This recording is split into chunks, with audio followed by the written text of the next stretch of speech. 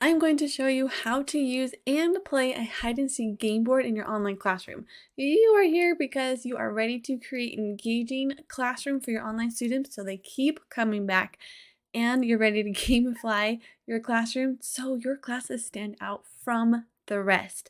So you have either created your own hide and seek game or you've grabbed a template from my Teachers Pay Teacher store, and I'm going to show you how to use it, how to play it, and several different options. So to set your game up, I already have one done, most of the work for you. All you have to do is simply go through the slides and type in your questions or any content you want your students to review, and you can even add pictures. So let's jump into a hide and seek game and go from there.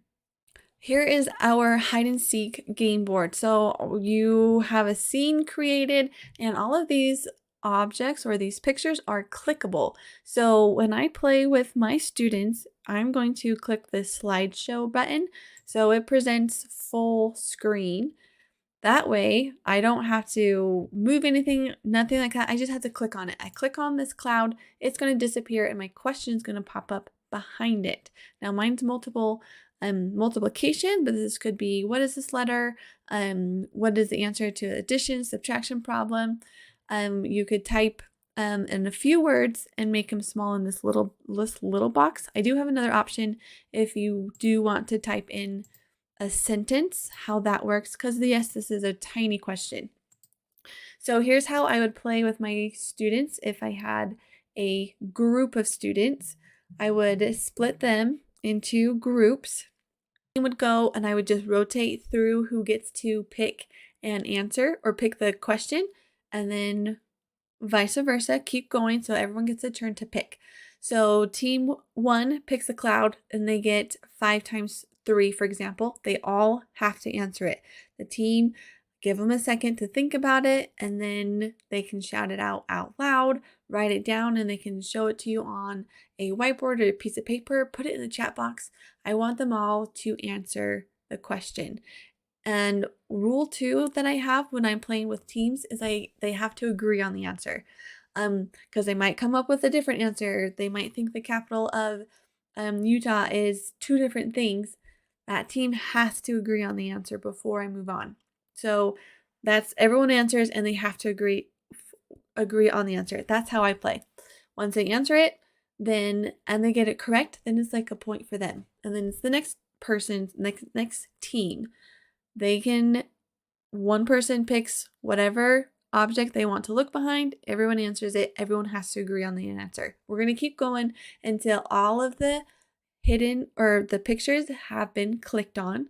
And when I'm in Zoom, I use the annotation tool to just check or slash or X, however you want to mark it, so your students know that that has already been looked under and that you can keep track of it yourself as well. Now, if I'm tutoring a student, so one-on-one, I am going to play it the same way. You can do it teacher versus student. So the student answers a question, picks something, and then the teacher answers something, picks something, and answers that question. You can do it that, or you can have the student click through the entire thing, and they're trying to, and it's just a fun way to practice solving problems or answering questions. Hide and seek game is a great way to review any of those fast-paced questions, or if you want to have students go through a bunch of practice problems, this is a great game as well to gamify that practice. So you're not just asking flashcards or, okay, let's just go through all these questions. It makes it more fun. So tutoring students, teacher versus students, or you can have your student answer the entire question.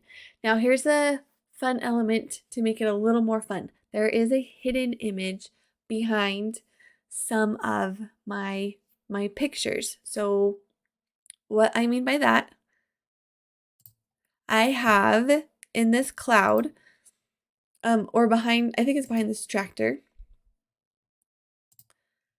there is a frog. Now, that is my hidden picture. Before I play with my students, I tell them that there are hidden objects or hidden images, but I do not tell them what they are, and I do not tell them how many there are. So it's a surprise. So they want to find these hidden pictures. So it gives them a little more motivation to look under all of them and not just, oh, I know I'm going to click on it and answer another question. They're looking for something. Now you as a class can decide what happens when whoever finds this, if it's a team or if it's a student or you guys can decide together what happens. You can get an extra point. That team who finds it, they get an extra point. Or the team who finds it has to make a silly face. Or the team that finds it, they get to skip their next turn. It's it's a free turn. Something like that. Jump up and down if you have little kids. If you find it, jump up and down like the frog. Make it fun for them. So they want to find these hidden pictures. It's a lot of fun. And last thing I do want to show you is the other option. So if you have a longer question form, that will look like this. Your slides will be the entire question. So I've still themed my slides. I've added in the picture they'll click on. So if we click present, and they're going to look under this boat. I've added this boat to my slide. Here's my question. And here's where you can type in a much longer question. Here you can add your pictures to go along with whatever content you are teaching. And then I click the picture and it will take me straight back. You can look behind any of these. And I still have hidden objects in this one too. This one they're looking for treasure. And that's how we play our hide and seek game. It's super easy, super fun.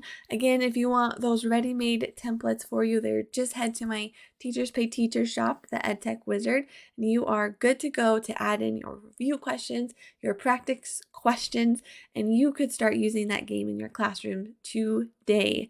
It is so fun to add in games. And if you are interested in learning about more games, creating your own games, be sure to watch this video and I will show you how to create your own memory game using Canva. So happy gaming, and I will see you in this next video. Bye.